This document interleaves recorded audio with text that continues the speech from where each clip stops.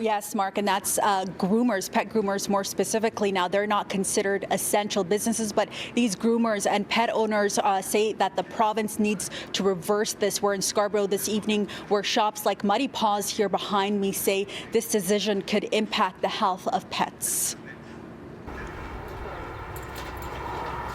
After a trip to the vet, Lacey the Snoodle usually pays a visit to the groomer, but Muddy Paws, who is just around the corner, has stopped offering those services, part of the emergency order, leaving dog owners on their own. It's not that I don't want to do it, it's I'm afraid to do it. The dog grooming business in Scarborough's Guildwood neighborhood says bylaw officers shut them down back in April when they were doing contactless grooming on an emergency basis. We were given these dogs to groom by the various veterinarians in our area as dogs that needed to be groomed for emergency purposes. Colleen Zuber, a master pet groomer, adds that she was warned if she takes on any more clients, she could face a 6-figure fine for doing what she says is an essential service. This is one dog we worked on just before we got shut down. This is the whole pelt off of one side of the dog.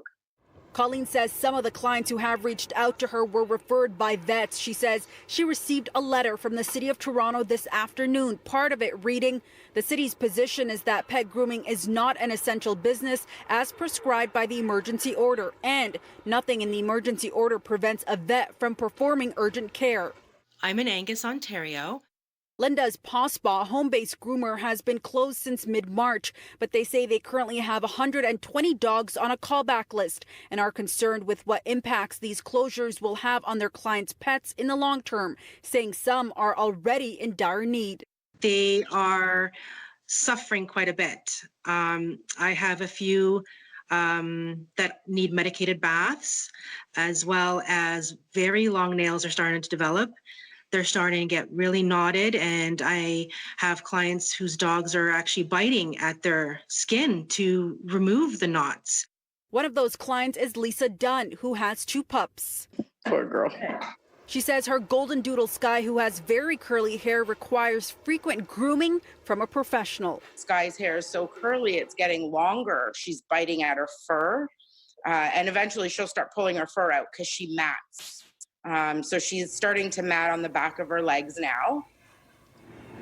So both of these groomers say they're able to do contactless grooming. And what does that mean? Well, here at Muddy Paws, it means the customer doesn't go inside. So basically their pet gets placed either in these cages here, or they get handed off right at the door. A leash is used on their pet, as well as a disinfectant here that can be also sprayed on the pet. You wait outside, your dog comes back outside after the grooming. Derek here will wait for you to pay. We'll place this machine here, and that's how you'll be able to pay for this service. We did reach out to the province, bringing forward these concerns. The government tells us they're continuously adjusting the frameworks to reopen the economy here. They also add that public health is their first priority.